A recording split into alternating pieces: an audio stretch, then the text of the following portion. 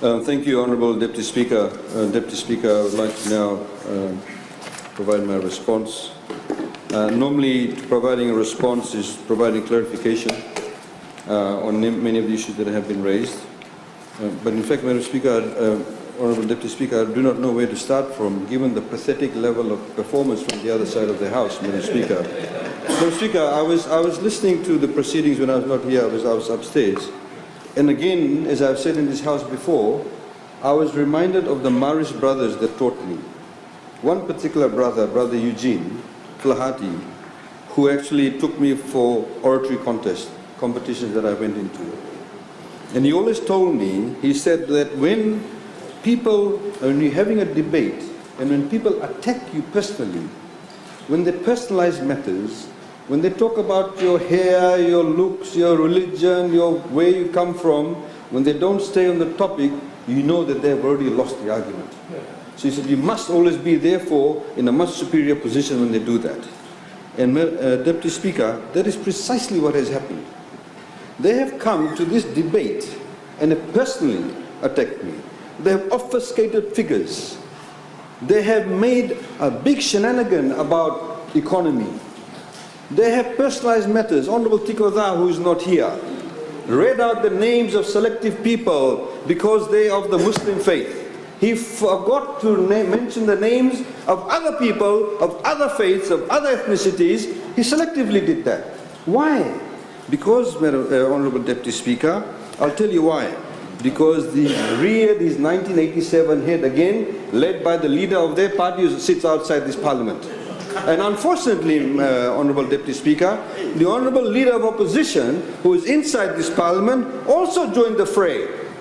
Also joined the fray by personalizing matters, saying that I control the judiciary, the DPP's office. The DPP issued a press statement. There is absolutely no control on those independent officers. They've used RIEs to say I control that. RIEs has been a feature of the budgetary system in Fiji since independence. Yet they have chosen to do that. It is a pathetic display of the level of debate that has been shown and the intellect that has been shown, Madam Speaker. And I can tell you, Honourable Deputy Speaker, Honourable Deputy Speaker, the people of Fiji are sick and tired of this. They are sick and tired of the opposition constantly rolling into this fray of ethnicities, Honourable Usamate had pointed out, rather than focusing on the issues. And I can also tell you, Madam Speaker, what they are really sick and tired of. They're sick and tired of people like the NFP leader who sits there in silence, listening to the veiled bigotry that is taking place. And I want to read out, Madam Speaker, Honourable Deputy Speaker, a poem from Martin Nomola, who talked about the Nazi Germans. And they said, first they came for the Jews, and I did not speak out because I was not a Jew. Then they came for the communists, and I did not speak out because I was not a communist. Then they came for the trade unionists, and I did not speak out because I was not a trade unionist. Then they came for me, and there was no one left to speak out for me. Honourable Prasad, remember that. The kind of bigotry that is taking place behind your back can come one day and bite you. Honourable Speaker, Honourable Deputy Speaker. A point of order, Deputy Speaker. I find it actually quite hilarious that the point of order is this, Deputy Speaker, that the Honourable Attorney General and his Prime Minister as well on a number of occasions have lumped NFP with issues that... What's the point of order? And the point of order is this, Madam Speaker. Point of order, Deputy Speaker, is it that the Honourable Minister must stick to the budget. He is casting aspersion. You know the reason why he's saying that, Deputy Speaker? Thank you, Honourable Member. Because he wants to... Thank you, Honourable Member. Because he wants to... You've got a point. The floor is yours. Point of order, Deputy Speaker. He told you to sit down. He told you to sit down. You've got your point, Honourable Member. You've got your point. Deputy Speaker, the Attorney General is trying to create ill will by saying that I'm keeping quiet. Yes, you are. Deputy Speaker, I made the response. There are members of parliament on this side. They have the right to raise issues. And the Attorney General and the Minister for Economy has the right to reply to them. Why is he dragging me there? Because he knows, Deputy Speaker, that in the next election, we will deal with them. People are going to support the National Federation Party. They're fed up with the people. That's why you want to lump me with everybody else. Thank you, honorable members. We got a point. What a pathetic point of order. What a pathetic point of order.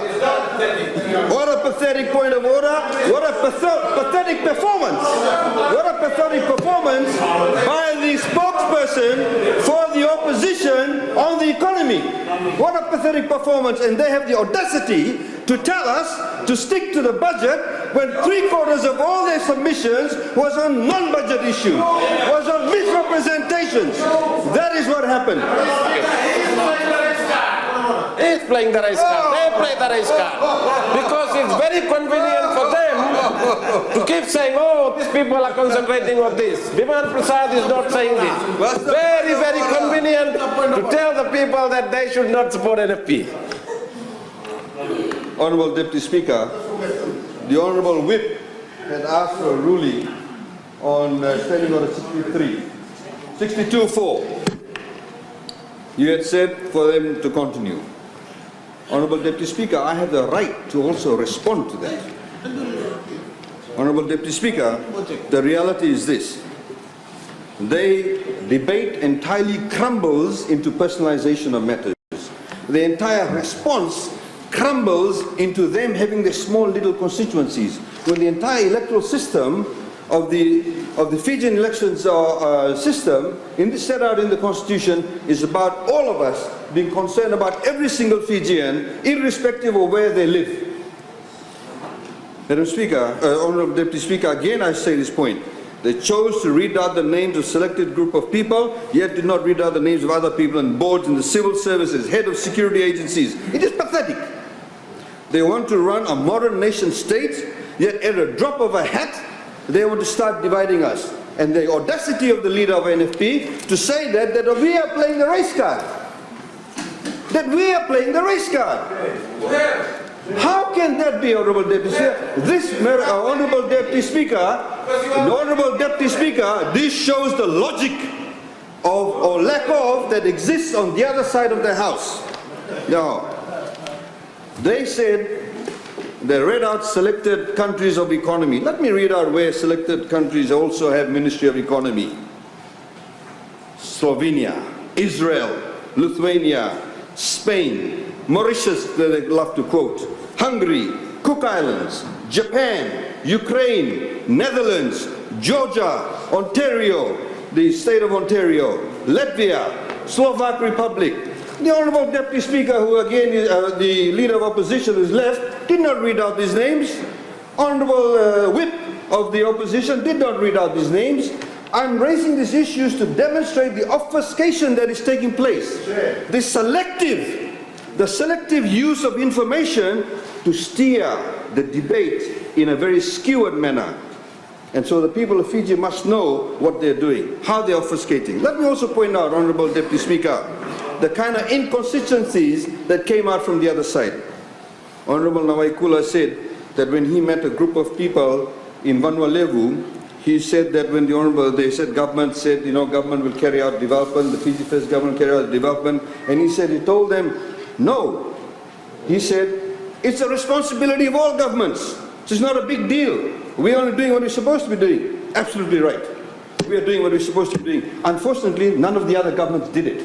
That's why we are lumped with this huge level of development that we have to carry out. The reality is none of the other governments cared. Today this government is going into areas Honourable Reddy read out. How we are going to Kandavu, how we are going to other parts of Fiji, interior of Naitasiri, various other places, people in Naitasiri who used to see the electrical lines over their villages did not get electricity. Today they have electricity. There are many other groups of people who today have the services that they did not have. None of the other governments did anything about it. That's a pathetic performance. Honourable Kiliraki talks about the Constitution being shoved down his throat. On the other hand, Honourable Tavu, and Nawaikula uses the Constitution and say we must give our rights under the Constitution. Which one is it? You want it or you don't want it? Honorable Rondondro, Asheri Rondondro, who we have a lot of respect for, says the tax rates, we should have been an exemption on corporate taxes because of Winston. Honorable Gavoka said tax rates are too low. Which one is it? Which one is it? What do they want? You want tax rates high, you want tax rates low, you want tax exemptions, you don't want tax exemptions. They say that they are for all Fijians. They say they are for all Fijians. At least that is the spin, that is now being put on by the leader who's not in parliament. He's saying he's for all Fijians. They also sometimes say that too. Yet, they automatically boil down the assessment into ethnicity. Honorable Gavoka talks about how that we must have the Golingoli tax, the service tax, etc. Has he discussed, has he thought about, what about the other parts of Fiji where there is lack of tourism, the interior of Natasiri where there is not a single hotel, where they have very little Golingoli rights apart from rivers? There are many other parts where Itauke people live where there are no hotels. How will we benefit them? How will that service turnover tax, that Golingoli tax benefit them? Honorable Deputy Speaker, it goes to show a lack of thinking, because it goes to show a lack of economic understanding of how taxes work. When taxes are collected, Honorable Deputy Speaker, when taxes are collected, taxes are used to redistribute services and wealth. If we use the same logic, that means all the businesses that pay tax in Fiji, we should have a special road for them. We should have a special street lighting for them, because they are the ones paying that. No. Taxes are used to provide services to every citizen. So when we collect a service turnover tax, when we collect VAT, we use that money to provide services to all Fijians. Whether they have less Golingoli, no Golingoli, whether there's a hotel or no hotel, whether they live in maritime areas or rural areas, that's what we do with taxes. So we provide services. So today, we have unprecedented levels of service and assistance to those people at the bottom end of the socio-economic scale in Fiji, Honorable Deputy Speaker. That's how we do that. Now, Honorable Deputy Speaker, inherent in that philosophy, there's also an assumption that there's homogenized groups. There's no homogenized groups. Even within Indo-Fijians, Chinese, Itauke, whoever else you want to think about, they are rich and they are poor. They are connected and not connected people. They are people who have access to land, they are people who don't have access to land. So this homogenized view of our society, homogenized views of our economy, will actually be a disaster if that side ever set on this side. We have Honorable Rondondro again talking about FRA and WEF being private entities. They are not private entities. He worked for Fiji Sports Council. He knows about financial dealings in Fiji Sports Council. He knows how it was dealt with. They receive government grants. They're not a private entity. How can we have a spokesperson not knowing the distinction between a private entity and a corporate entity and a statutory entity? They say the civil service is undermined by using a letter from a civil servant who himself is discredited, where he had to be monitored for his attendance at work, and they hold that up with such pride. This is the level of credibility that they're bringing to this House. We have issued two ministerial statements, Honorable Salote Rondondro. We have issued two ministerial statements in this House talking about the civil service reform. You probably weren't listening. We talked about the rollout of the merit-based appointment system. The funding has come from the Australians. When you go to the cocktails, ask them that. When you go to the invitations, ask them that. They gave over $3 million. That's how they are being funded. The open merit recruitment and selection guideline has already been rolled out. 623 civil servants have also been trained in that area. Honorable Deputy Speaker, we need civil servants who are not absent from work. We need civil servants who, just because they are directors of a particular department, don't take all the overseas trips. Honorable Van Dey knows very well about that. We need civil servants. We need civil servants, Honorable Deputy Speaker, about civil servants who are high performance, who are service orientated. Honorable Salote Rondondro knows about that. She was a director. We need civil servants, Honorable Deputy Speaker. We need civil servants whose family members don't personally receive government grants such as ecotourism. Honorable Tiko Thao would know about that. Honorable Deputy Speaker, what we have done with the civil service reforms is that we've carried out the rollout, and the rollouts will be carried out in the next few months on job evaluation, discipline guideline, performance guidelines, training and staff development, nurses and teachers specifically. Honorable Deputy Speaker, there are many civil servants who are high performers at the moment. There are many civil servants who are also not high performers at the moment. We need a civil service that is service orientated, that people are appointed on merit, the promotions are on merit. What is wrong with that? What is wrong with that? We need to discuss issues with people who know what they are talking about, have the ability to understand the issues, are able to understand when we roll out ministerial statements. If they were so concerned, they could have had discussions with us after we rolled out the ministerial statements, gave the ministerial statements. Madam Speaker, Honorable Deputy Speaker, the reality is this. Salaries in the civil service are being renewed, and the reality is also this, Honorable Deputy Speaker. We have also set job evaluation exercise for 132 positions has also been carried out, and they will also be rolled out very soon. And there's a pattern that we are seeing being developed, and the House will be informed about it in due course when the time is right, and perhaps when the opposition has the appetite to understand such matters. Honorable Deputy Speaker, let me get on to some facts and figures.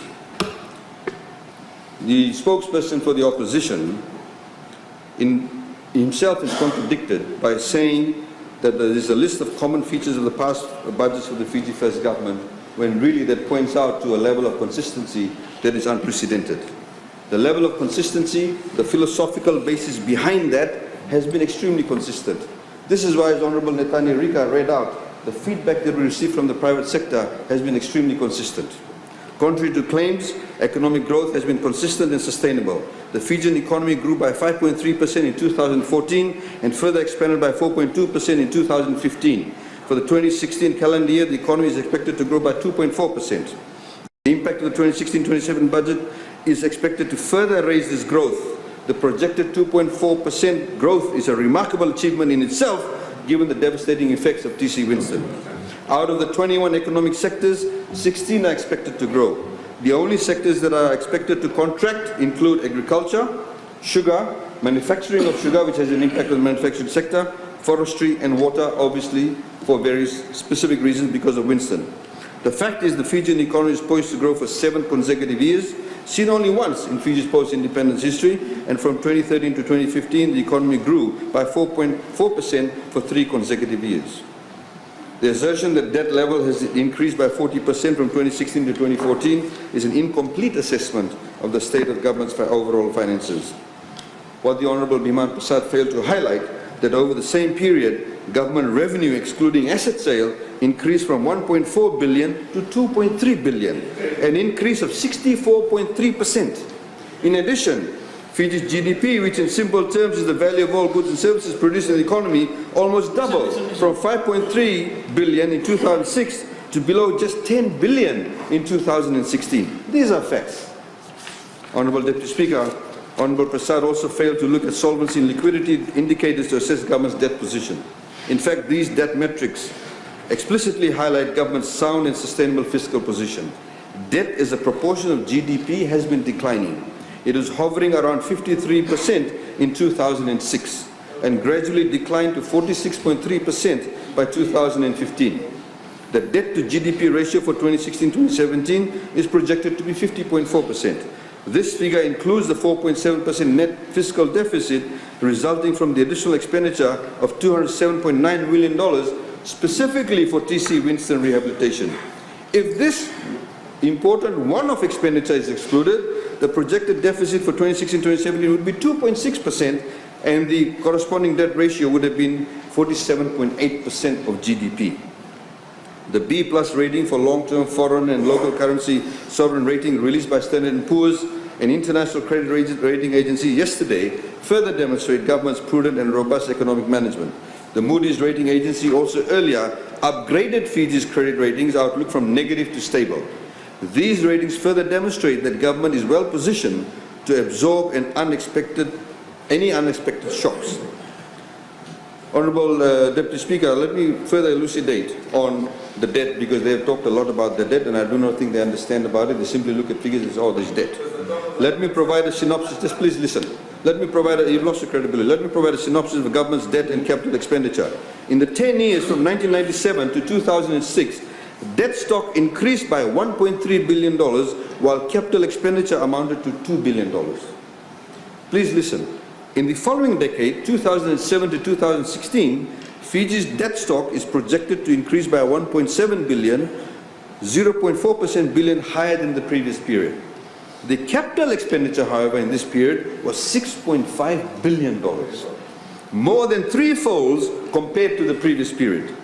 The two critical points to be noted, Honourable Deputy Speaker, is that in the previous period, 1997 to 2006, for every capital investment of $1.53, a dollar was borrowed by the governments prior to 2006. In comparison, the Bainimarama government and now the Fiji First government borrowed a dollar for every $3.82 invested in capital. This reflects both the quality of government expenditure and prudent management of our fiscal affairs, contrary to Honourable Prasad's views. In 2000, at the end of 2006, $2.86 billion was inherited by the Bainimarama government as debt stock from the previous government, which we are still paying off. So they need to understand, when they talk about debt, it's not just accumulated by this government, it's also accumulated by the previous government. But Honourable Prasad needs to tell them that. Honourable Deputy Speaker, the Fiji First government is very strategic, cost and risk conscious when it comes to borrowing. We aggressively pursue blended financing. The approval of $31 million or $64.6 million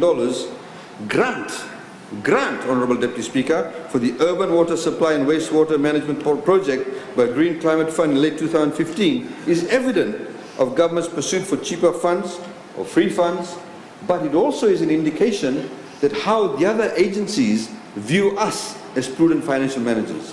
The fact that the Honourable Minister of Agriculture, Honourable Seriratu, highlighted about the fact in Head 50, we have the EU giving us direct budgetary support to provide assistance to the agriculture sector in excess of $20 million. That in itself is an indication. Generally, when you have funding such as that, they tie it into themselves. They will disburse the funds, but they've actually put the funds directly into our own bank account. Honourable Deputy Speaker, they talked about contingent liabilities. This also must be clear. Contingent liabilities is not a new thing. This has been done since the Alliance days, NFP, FLP coalition, the SBT, the FLP and the SDL days. Honourable Speaker, the Honourable Prasad speaks about high debt to GDP ratio by including the contingent liabilities. The reality is that in the past 10 years, there has been no call on the guarantees. Honourable Prasad likes to make mountains of molehills, of course. Government's debt composition guideline, which has been developed in consultation with the World Bank and the Commonwealth Secretariat, they love the Commonwealth Secretariat is sound and well thought out.